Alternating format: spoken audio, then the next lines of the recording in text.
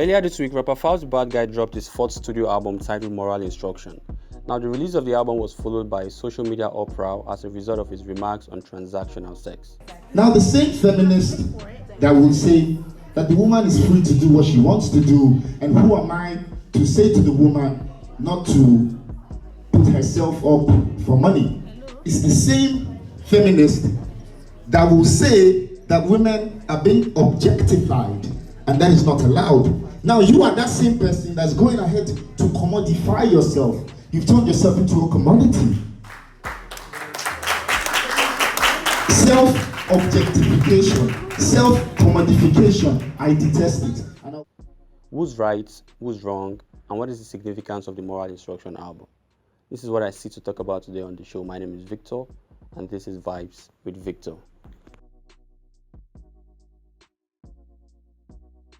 After the album dropped, much of the conversation on social media was about Falz's remarks on transactional sex. Some people even went on to call him a misogynist. Now, just opposing that with the theme of the album, which is moral instruction, what's your position on all this? I mean, the first thing I'll do is define what morality is. Right? So morality is the intuition that we have to do what is good and not what is bad. And that intuition is very individualistic because it is shaped by our value systems. And also our value systems are also formed by different factors, which include religion, association, and education. For example, if I say transactional sex is a good thing, you might not agree with me. And the reason is because based on your intuition of what is good, transactional sex does not fit that description, right? And that's why a lot of artists have no problem with glorifying social vices through their music, while others also condemn it. Now, in a world where there are varying preferences and value systems, how do we determine what is generally moral or generally immoral? The answer is simple. The effects that your actions or your positions have on society is how you determine what is moral or what is immoral. For example, stealing is a bad thing because I'm taking what belongs to somebody else. Killing is a bad thing because I'm taking another person's life. If it was just me in the world, it wouldn't matter if I stole because it has no damaging effect on any other person. So that's how you know that the determining factor for what is morally right is the effect it has on another man.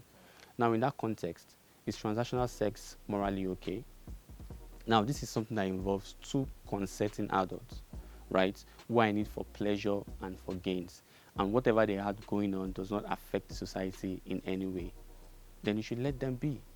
It's the same way two consenting male adults decide to have sex with each other. They go into a room, they lock themselves up, and then they have sex, and then they come out. It brings no harm to society, so you should let them be. Nobody was harassed, nobody was insulted, nobody was harmed. So you should actually let them be. But does that mean Falz is a misogynist? Of course not. Falz says he hates moral transactional sex.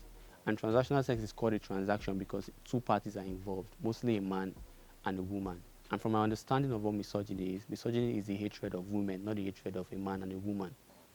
So what Falz hates is the act that is called transactional sex, not any of the parties actually involved, right? So that narrative is very ridiculous, right? And I understand why many of the female folks were triggered by Falz's remark, because by percentage, much of the people who engage in transactional sex are women. Just like when it comes to cybercrime, much of the people who engage in cybercrime are men. And we've seen Falz address cybercrime on different occasions. So it is very ridiculous to say that Falz is a misogynist because he says he hates transactional sex. That narrative should be killed.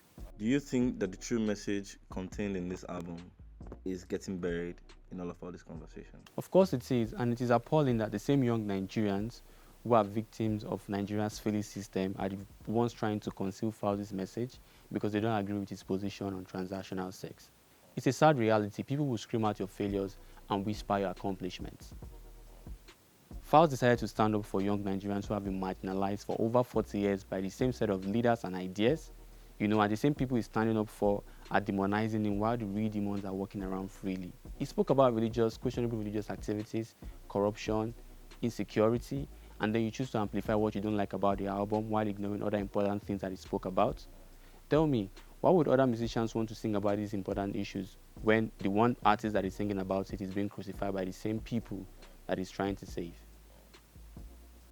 After listening to the Moral Instruction album, what do you think is the significance of this project? I have always said that music is the most important element in youth culture, and it can be used to educate faster and more effectively than many other forms of education. For example, our generation would have been really clueless about the political state of Nigeria if it wasn't for Fela's music. It was through the documentation on Fela's music that we were able to learn the deceptive nature of Nigerian politicians. How many newspapers did you read from the 70s or the 80s? I'm sure not so many.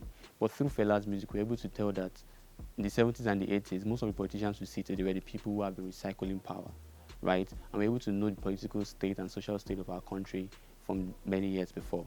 And that's the same thing Falz has done with the Moral Instruction album. The documentation on that album, many generations ahead are going to listen to that album and have an idea of the social and political structure of Nigeria in this time. You know, it can never be overemphasized. It is a very important album and it holds a lot of needful information that generations ahead of us are going to be needing. You cannot fight a battle without having an information about the battle. And this album holds a lot of information that will be very useful as a tool for the battles that are ahead to fight. On that note, I would like to say thank you guys for watching. Do also listen to the album if you've not listened to the album. My name is Victor, and thank you for vibing with me. You can leave a comment in the comment section if you have questions or if you have an opposing opinion. See you guys next week.